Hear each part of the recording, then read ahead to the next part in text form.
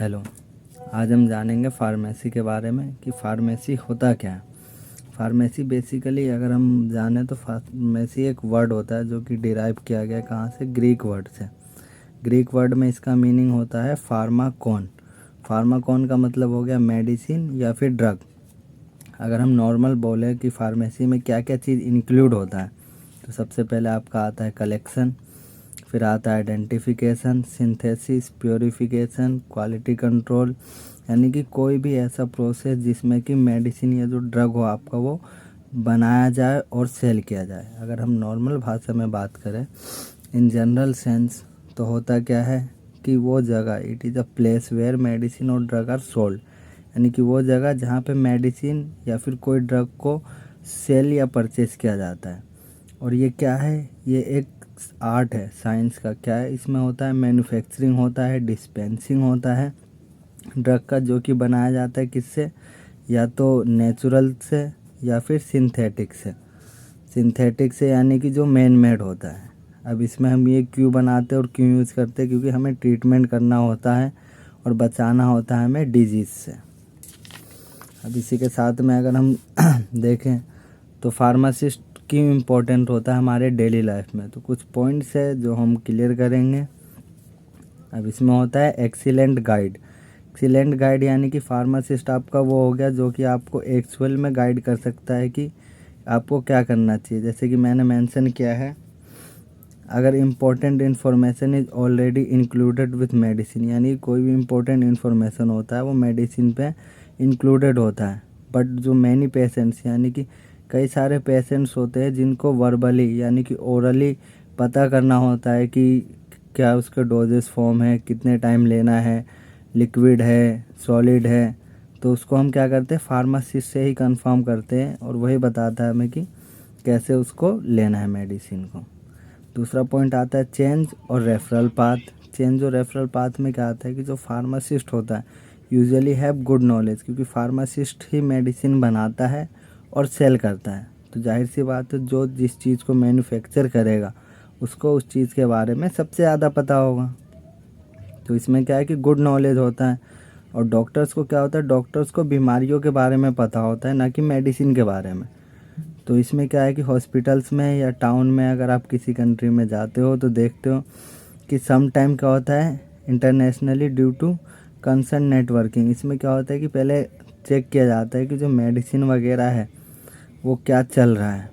अब इसमें क्या है कि with this knowledge pharmacist can refer, यानी कि इस नॉलेज के बिहाफ पे फार्मासिस्ट रेफ़र कर सकता है आपको राइट डॉक्टर के पास, क्योंकि फार्मासिस्ट को ही पता होता है कि कौन सा डॉक्टर क्या दवाई लिख रहा है और किस चीज़ की दवाई लिख रहा है। तो जाहिर सी बात है आपको फार्मासिस्ट ही आपको बता सकता है कि कौन सा डॉक्टर ठीक है। तो एक तो ये आ गया आपका।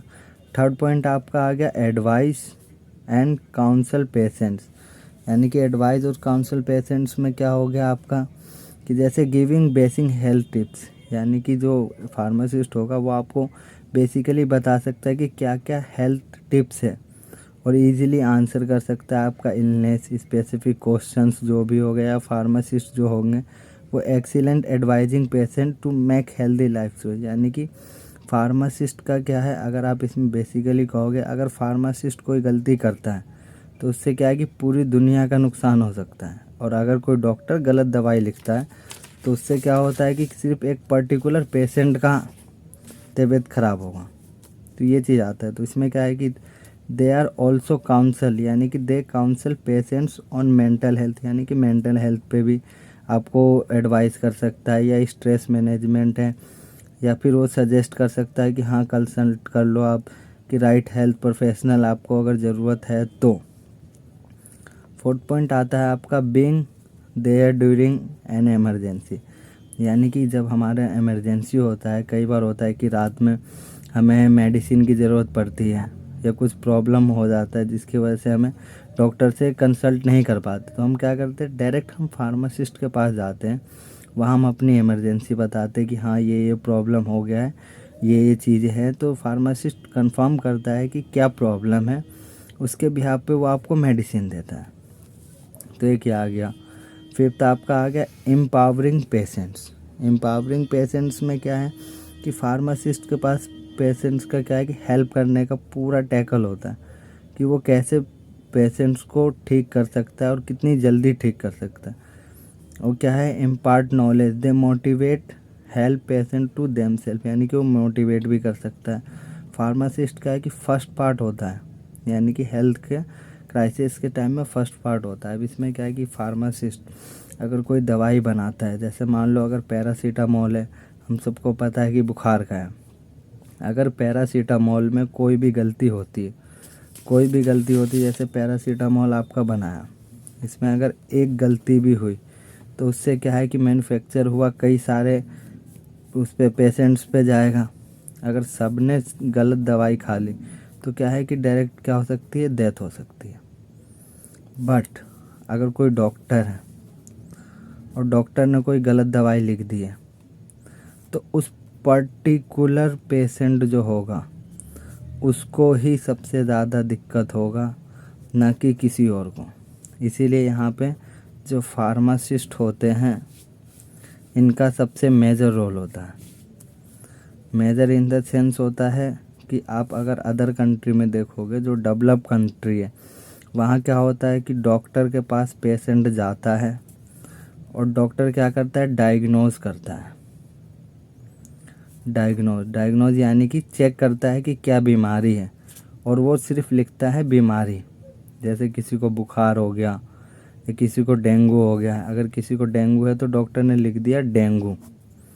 अब वो जाएगा फार्मासिस्ट के पास, फार्मासिस्ट अपनी मर्ज़ी से देख के उसको डेंगू का मेडिसिन लिखेगा। तो अदर कंट्री में ये प्रोसीजर है, लेकिन इंडिया में क्या है कि आप डॉक्टर के पास जाते हो, डॉक्टर देखता है और डॉक्टर देखने के बाद वो खुद ही मेडिसिन प्रिस्क्राइब कर देता है कि आपको ये मेडिसिन लेनी है। फिर आप जाते हो फार्मासिस्ट के पास, फार्मासिस्ट आपको सेम मेडिसिन दे देता है। इन केस क्या होता है कि अगर वो मेडिसिन मार्केट में अवेलेबल नहीं है सेम नाम से, तो आप क्या करते हो, दूसरा मेडिसिन वो देता है तो आप कंफ्यूजन में आ जाते हो कि ये लेनी है कि नहीं लेनी। जबकि फार्मासिस्ट को ही पता होता है कि एग्जैक्ट में कौन सी मेडिसिन कितनी वर्क करेगी। तो आप डायरेक्ट साल्ट के थ्रू भी कंफर्म करके मेडिसिन ले सकते हो। तो मेन चीज़ आपका ये है, मेरा मतलब था आपको बताना कि फार्मेसी क्या है और क्यों इम्पोर्टेंट होता है। नेक्स्ट लेक्चर में हम आगे देखेंगे।